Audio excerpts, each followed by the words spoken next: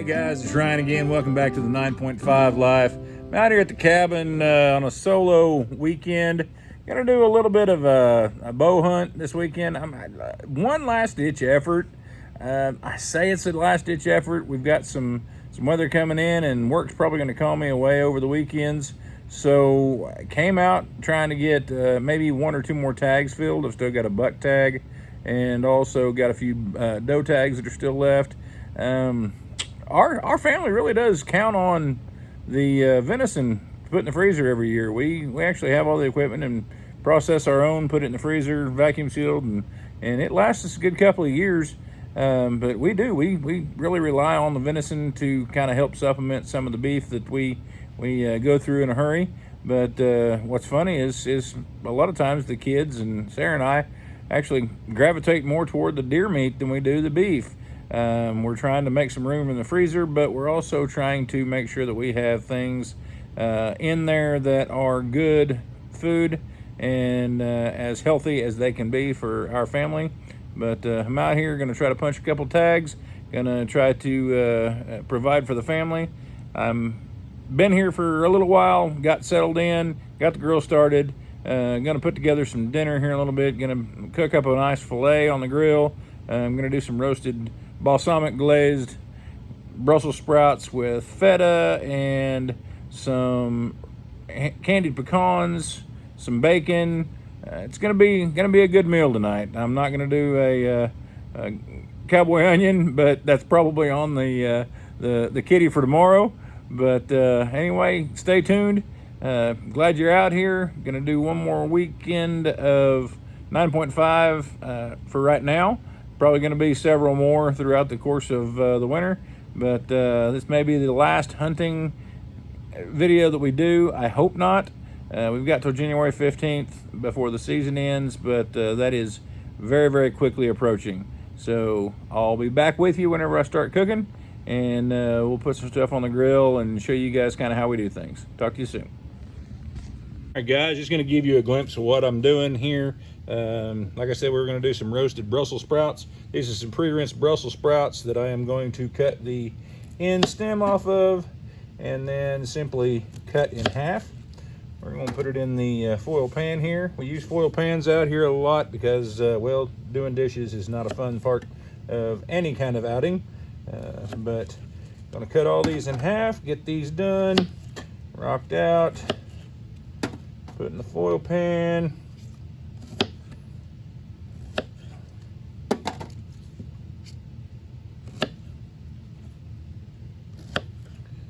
If you've ever had roasted Brussels sprouts, everybody kind of thinks Brussels sprouts and asparagus and everything are just kind of gross. You know, Brussels sprouts are essentially just a really small cabbage. And like cabbage, if you cook them or roast them, it brings out the natural sweetness in them. So you really want to kind of maybe try to do some things that accompany that or work with that. So some of the toppings we're going to put on tonight kind of play against those. It's one of those situations where you really kind of want things to have that sweet, salty, savory, spicy, you know, what a lot of the guys call umami. This isn't necessarily that, but it does have some layers of umami to it. It has pretty much all the flavors. Whenever we combine all the ingredients that we're going to put on top of these, everything really plays nicely together. It gets along great. As far as on your palate, and it makes for really, really good eats. So we're going to just continue cutting these up, get them in the foil pan, and we will season these guys up. We're going to do literally 5 or 6 different things as far as on top of these. We're going to put them in the grill and let them roast off, and then we'll wait a little while, let these get good and tender, and everybody get happy in the boat. And we will put our steak on. So here in a minute I'll show you the steak we're going to do. Like I said, we bought a really good filet for the evening. I'm going to do some glazed baby carrots and some pork chops tomorrow evening. Probably do one of the good old staples. Yep, you guessed it, a cowboy onion tomorrow evening. Didn't really necessarily have time to put one together this evening, but I am a creature of habit, and we do the cowboy onions quite often here. They're just a good topping for any kind of steak, like I mentioned, for a baked potato. They would actually even be good to roast the cowboy onion off and put it over the top of these. It would play well with the flavors that we're going to put in here in just a little bit. But anyway, trying my best to hurry on these without cutting a finger off. Don't like to, separate myself from digits. But there is the last one. I am going to clean this trash up real quick and get it in the trash can.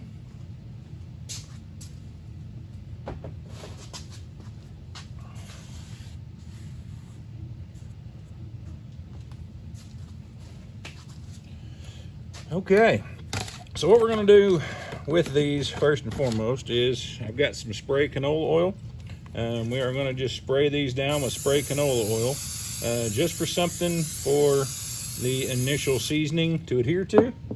And like usual, we're using a Meat Church barbecue seasoning. This is Holy Cow. It's pretty good on pretty much everything, but we're going to put a pretty good amount on these. It's not heavy in salt. It does have a pretty good amount of black pepper. It's not real spicy by any means, but has really great flavor. And I'm just going to toss these around in that seasoning. Add a little bit more canola oil and just a touch more seasoning. That ought to be perfect. The next thing we're going to add is real bacon pieces. The real bacon pieces, guys, you can get these in $5 a bag or $1 a bag. But we're going to put a good amount of these on here. It's already pre-cooked, so we're just adding flavor. And yes, I am going to use the whole bag. It blends itself well with these. The next thing we're going to add, guys, same difference over by the bacon bits or the bacon pieces. They have these. This one just happens to, it's salad toppers, but this is maple glazed pecan pieces, dates, and apple chips. We're not going to use the entire bag, but this adds a really good note of crunch and some sweetness to this dish. On top of that, we're going to add a pretty good amount of feta cheese crumbles.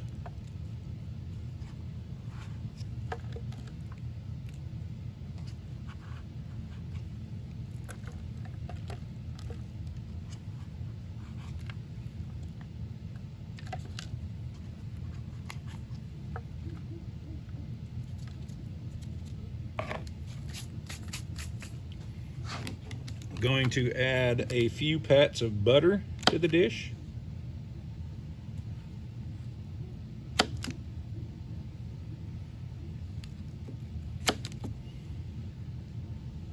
This is just for some moisture.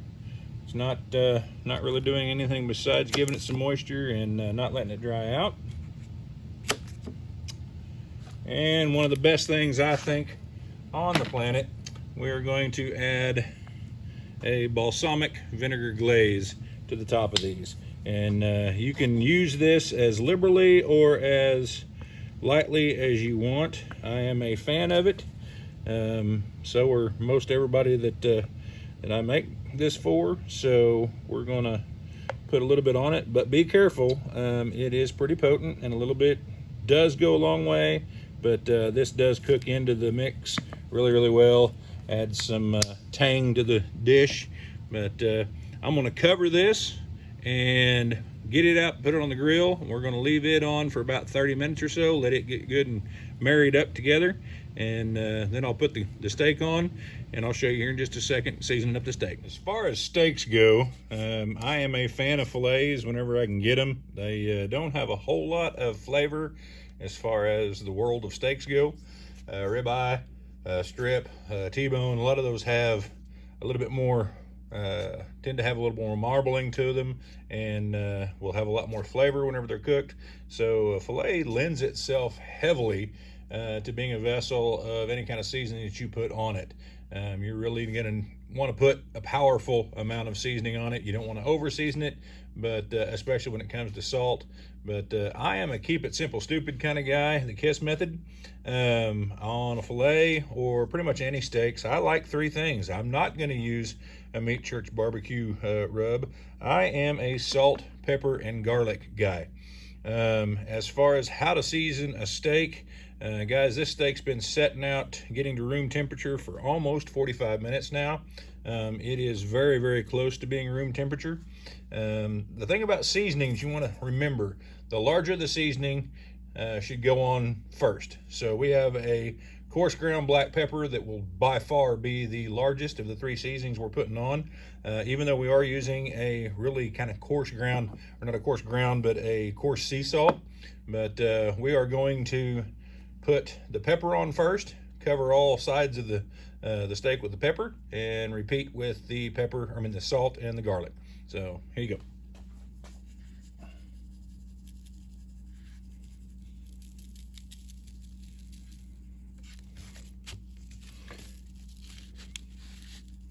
Get both of the larger sides first, and your excess that is going to fall off of it, you can use the edges of your seasoning, the edges of your steak, to catch all of those seasonings and mop those up. See how cleaned up that got? Okay, so our next step will be the coarse sea salt. And it looks like a little bit. It looks like quite a little bit. But the thing you have to think about is whenever you slice into this steak, the only portion of this steak that's going to be salty or going to have a salt crust on it is going to be the outer edge. Okay, you're not over salting it unless you just absolutely cover this thing in salt. But make sure you hit both sides with the salt, pressing that in to make sure it adheres.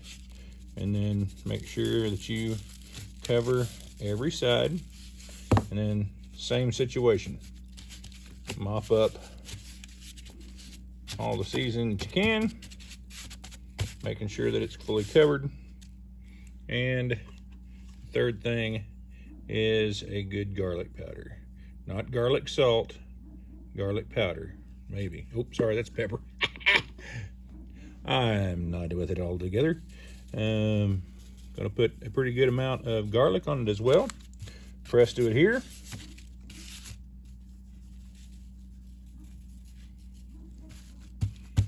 And mop up on the edges. Okay. I'm gonna salt this. We're probably 30 minutes away from putting this guy on the grill. So I'm gonna salt it and let it set. It's gonna draw out some of those juices. And man, that steak's gonna be good, guys, I promise you. We'll show you some more once we get her on the grill.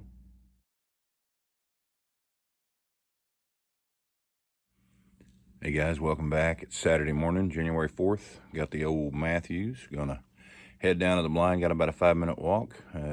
Getting after him this morning. Hoping we're gonna punch tag. I'll see you guys when we get to the blind. Hey guys, it is afternoon of the 4th. We went out this morning, did not have a successful hunt in any way, shape, or form. Took the bow out, tried to punch a couple of tags, hoping for at least a doe, but did not have anything walk in as far as a four-legged critter. Had multiple dove flying underneath and landing underneath the feeder, but pretty difficult shot with the bow on the doe. I pride myself in being a decent shot, but that'd be a little tough. Anyway, we are really experiencing kind of a rough deer season this year. I got my buck and a doe with my rifle, but as far as early bow season and late bow season thus far has been extremely difficult. Haven't been seeing deer. We've got a lot of pictures as far as on the trail cameras that we run around the place, but nothing of any substance. Here lately has been hit or miss. We'll go 2 or 3 days without anything and have 3 or 4 days of a group of doe, and there's actually a bachelor buck group that has been coming in a little bit, but this year's been really tough, to tell you the truth. We've had some issues with the neighbors' dogs. We've had some issues with predators as far as coyotes. We've also had a lot of raccoons. I don't know if they're taking care of the corn before the deer get to them, but whenever deer season ends, we are going to really concentrate on running some traps this year. Going to try to take care of those predators, the raccoons for mainly the turkey nests and the ground nesting birds, and the coyotes for, of course, taking out the fawns and even some sick or injured doe here and there. And that's kind of what the game plan is for the rest of the year. But opted not to go tonight. We've got some weather coming in possibly tomorrow. Tomorrow morning supposed to be in the 40s, supposed to get up to the 50s, and then midday start dropping off, and it's supposed to be in the teens, even down possibly in the single digits tomorrow evening. Maybe a chance for me to get called in for work, but don't know as of yet. But in lieu of that, I am going to try to button up a few things this evening. Going to put the heater in my water source out here. We haul water. This is a dry camp per se. We have the regular facilities, bathroom, toilet, shower, etc. But we haul the water and use a pump system to get it into those facilities. But gonna opt to take care of a few things out here instead of going to the blind tonight. Gonna make sure we get everything buttoned up before the cold weather hits, so whenever I leave tomorrow, whether that be going to work or going home for the rest of the week, we know that this place will be safe, secure, and no risk of freezing up. But other than that, gonna try to put together some dinner tonight. I'm gonna definitely do the 2 grilled pork chops. Gonna do the glazed carrots on the grill, and probably, like we mentioned last night, gonna do a cowboy onion. But gonna do those. Have a few adult beverages, just kind of enjoy, kick back, relax. May make a fire later, but we will take you guys along, let you enjoy the time with us like we enjoy the time with you guys. Cheers. Here's to you guys. Appreciate you coming along for the ride, and we will talk soon whenever I'm starting to make some dinner. Hey, welcome back. Ooh, they say the camera adds 20 pounds. Ooh, well, being that I'm a old fat guy, I guess it adds 45 pounds. Good gravy. We are going to put together some dinner. I'm gonna do a couple of pork chops that have rested at room temperature for about 15-20 minutes. Not anything like beef. Beef is one of those things that's pretty safe to let it set out to room temperature, like we talked about last night.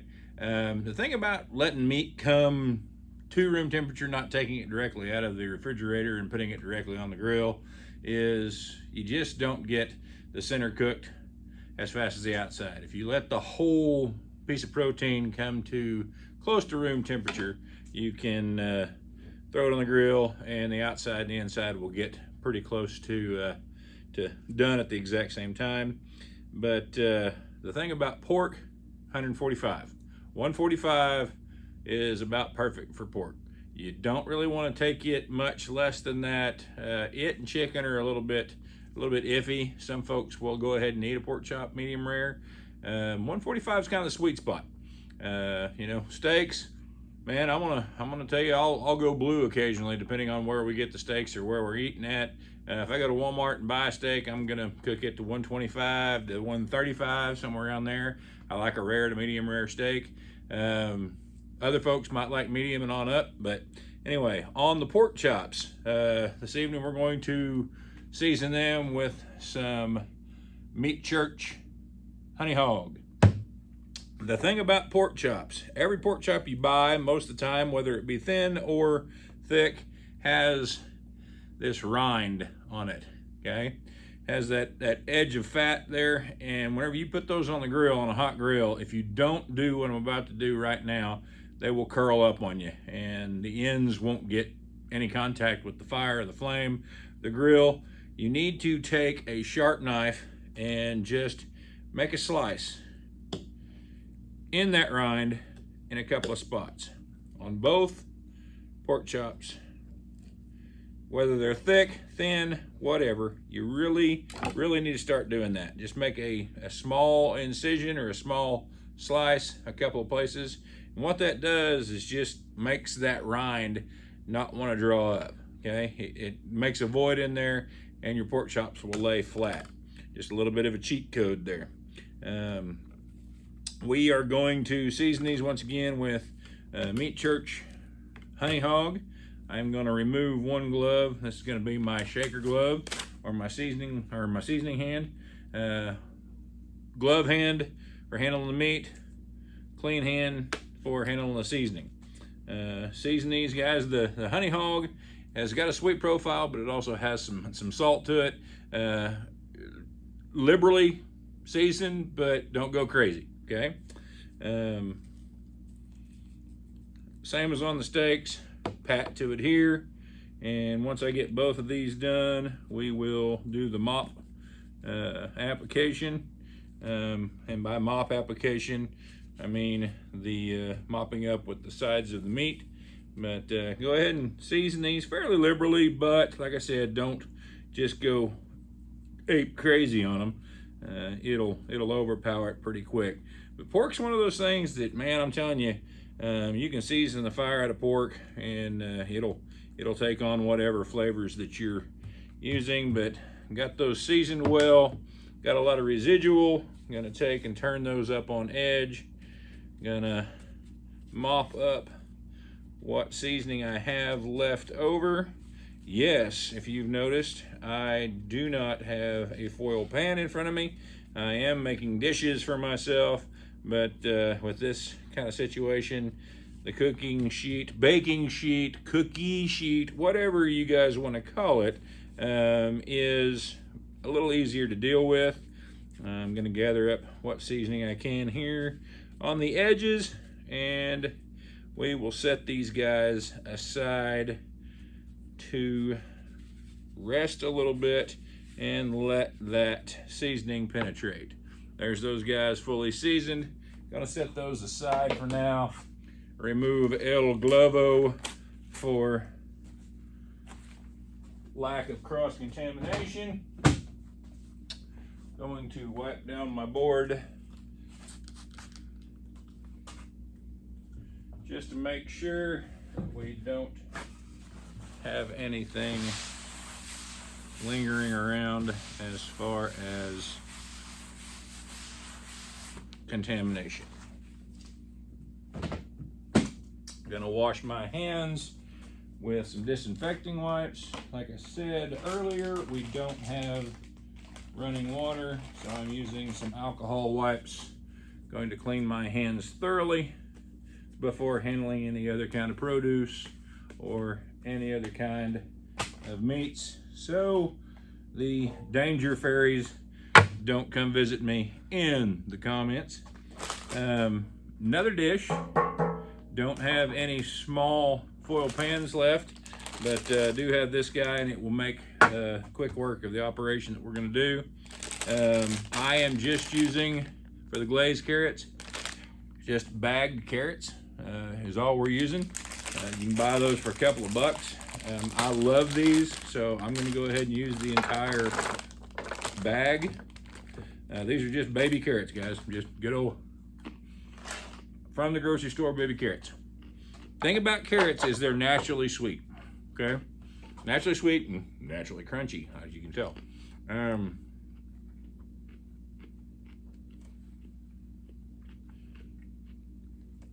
The thing about making something that's naturally sweet, almost all vegetables, rule of thumb, if they're naturally sweet and you cook them, roast them, char them, whatever, any kind of vegetable, whether it be the Brussels sprouts we were talking about last night and we cooked, the carrots tonight, the onion, everything vegetable-wise, you can pretty well count on, if you cook it, if you put heat to it, it's going to get much, much sweeter than what it is in its natural state, or its raw state. So with these carrots being naturally sweet, we don't really want to enhance the sweetness to the point to where they're so sweet that you can't enjoy them as a side dish, okay? You don't necessarily want to make these a dessert. It's pretty easy to make those a dessert, but we want to kind of keep them as a savory dish. So with that, we'll I'll put those here.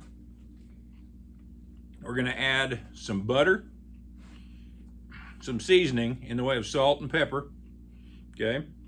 We're gonna add a little drizzle of honey and a little drizzle of balsamic vinegar. Going to put everything all together, cover with foil, and we're just gonna place it in the grill for 20-30 minutes before we put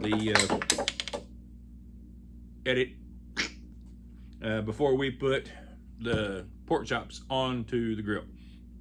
So anyway, I'm gonna go set up the grill, get everything done there. I'm gonna season these up, put the butter in. Very, very straightforward. Don't need to demonstrate that. You guys have seen the video on the cowboy onion. I'm gonna put one of those together as well. May actually put it in here with the carrots to the side. That way both of our sides get done at the same time. But other than that, I will see you guys out at the grill here in just a few minutes. Cheers. Gonna enjoy a adult beverage while we are in here waiting on the grill to warm up. You guys stay tuned. We'll be out at the grill here in just a few minutes. Talk to you then. Appreciate you. Oh, good Lord.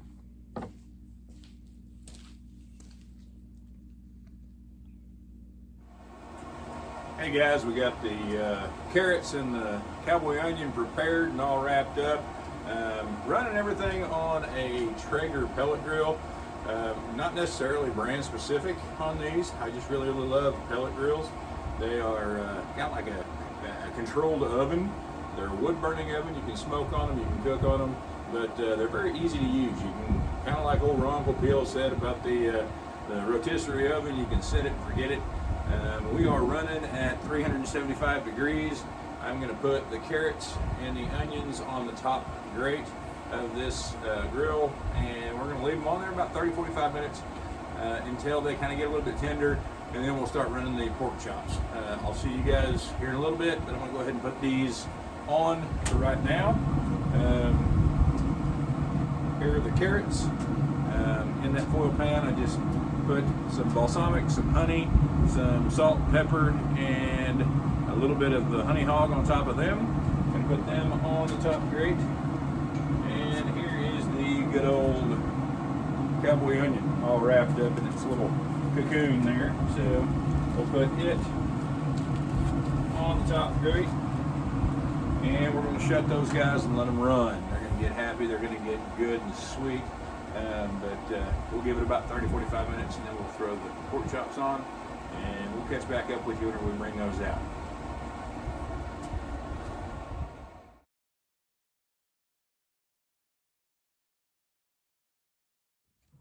Hey guys, wanted to jump back on here, take a minute to let you know that I apologize about not videoing anything else out at the cabin yesterday. Woke up about 5:45, thought I was going to go hunting, got up, realized that the weather was getting fairly bad fairly quick. At about 5:45, 6 o'clock, it was right at 50 degrees. By about 8:30, it was almost 20.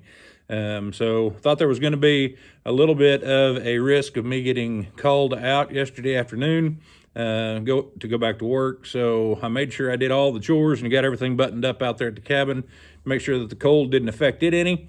Did a few other things out there, got home, helped Sarah do some chores around here and get all the animals and everything all buttoned up and safe and warm in shelter. Took care of all of them, got everything done there, went in, cleaned up, ate some lunch. Being completely honest, took a nap for about 2 hours, and was just kind of staying close to the house in case I got called out. Spent some time with the kids and Sarah, had some family time and a good dinner last night, and turned in early. Wanted to kind of wrap things up, let you know that I'm out here at the house, the shop. Wanted to come out and tell you thank you so far for tuning in to the videos that I've put out. I kind of felt like in the last video that I just sat there and talked a little bit more than I should. So this time I put a little content together, videoed some things that I thought maybe you guys might like as far as the cooking. Did do a little bit of talking, but wanted to get your feedback on things. If you would, put in the comments or shoot whenever I put the notification out on Facebook. Let me know kind of what kind of content y'all would like to see. I'm videoing all these with my iPhone and editing on there too. So You know, I'm not as good at this as some of the stuff that's out there, but I'm learning. If you guys want to see something in particular, please let me know. Give me a like and a subscription. Any kind of comments, constructive criticism are taken very, very seriously, but also taken with a grain of salt. If you're a friend of mine, I'm sure you're going to browbeat me a little bit and tell me how goofy I am looking or whatever. But I wanted to wrap this up, tell you thank you so far. Hope to see you guys on the next video. Appreciate you. And remember, life at 9.5 isn't a perfect 10, but it's awful dang close. See ya.